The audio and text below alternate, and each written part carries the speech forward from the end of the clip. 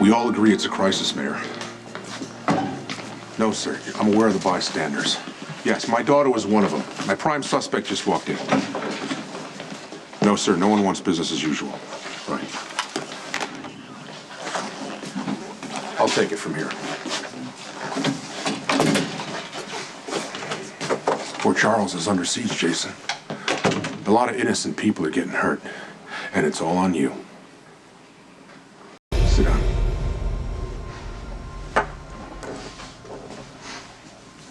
You think I don't know what's happening here, Jason? Sonny killed Andrei Karpov to avenge Kid Howard getting shot.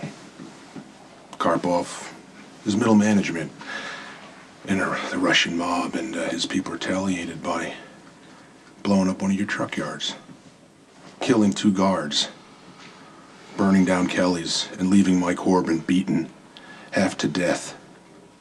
Then they hit your coffee house and sent 2 more innocent people to the hospital. Oh, and not that you care, my daughter was also attacked. Mac, I hate all of this, especially what happened to Maxie.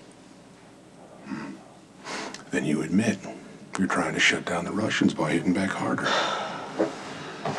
That's why you lured them to the warehouse, fired off a few rounds, then blew the place sky high. 3 people were killed. And we're still digging through the rubble, Jason. Correct me if I'm wrong, but this wasn't the first strike. Yeah, I think you're not going to stop until they're either all dead or out of your territory, right? I mean, it's interesting strategy. That probably works for the mob, but in the real world, where the rest of us live, Jason, it's cold murder. You're going to pay for it this time. The Russians, you see, they're just a symptom. You and your organization are the disease, and I'm going to shut you down.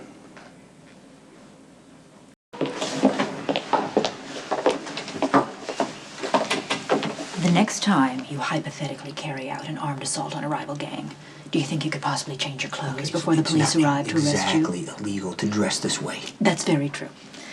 But as you might have surmised, the PCPD is feeling rather ineffectual right now. Kelly's was a beloved institution. Your coffee house was a known mob hangout, although it sold world-class espresso. The fact that both places were easily, almost casually destroyed does not sit well with anyone. Neither does the fact that the police commissioner's daughter was attacked. So the warehouse explosion looks like obvious and very dangerous retaliation and has everyone on edge. Let's put it simply. The police need a dumping ground for all of their anger and frustration. And guess what? It's you. Okay, you know, guess what? I don't care, because I don't care about the politics. Just get me out of here. I have things to do. If that is code for further retaliation, I'm going to strongly advise against it. You cannot afford to be associated with any more You crowds. know that I'm not going to be connected to that warehouse. I have no doubt. Well, I don't have time to sit here for 48 hours until the police admit that they have no evidence. This might be a good sign. The DA just walked in.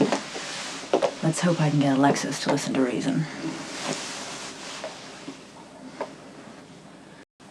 Well, this does not look good. How can you tell? Strictly speaking, it is never to your advantage for the police commissioner and the district attorney to be getting along. Alexis is on edge. The political pressure is getting brutal. Jerry is presumed dead, and the fact that she was known to be openly involved with him makes her look bad. Now, if she were to go easy on you, it would look even worse. They have no evidence. Point taken. All right. I will see what I can do. The commissioner believes that he has a strong case against you. He also believes that he has all the evidence he needs to tie you to the destruction of the Russian warehouse. You cannot hold my client based on what the commissioner thinks or believes. Mac is doing his job, and I, finally, am going to do mine. The violence in Port Charles is so out of hand, we are all becoming numb and immune to it. You still can't hold my client without any evidence.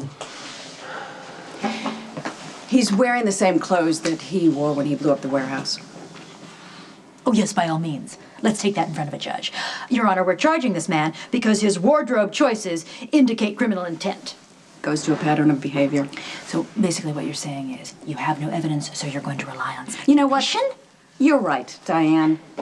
I should just continue to make allowances for him.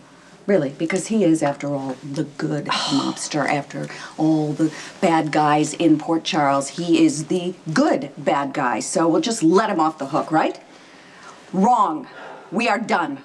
As of now, my job is to prosecute criminals, not protect them, and I'm going to hold him here until I get enough evidence against him. Which means that you will be the one breaking the law. I will find the evidence against him, don't worry. In fact, I will make it my personal job to see that you are tried and convicted. Jason, enough is enough. You have caused so much pain and suffering in this city. It's time for you to pay.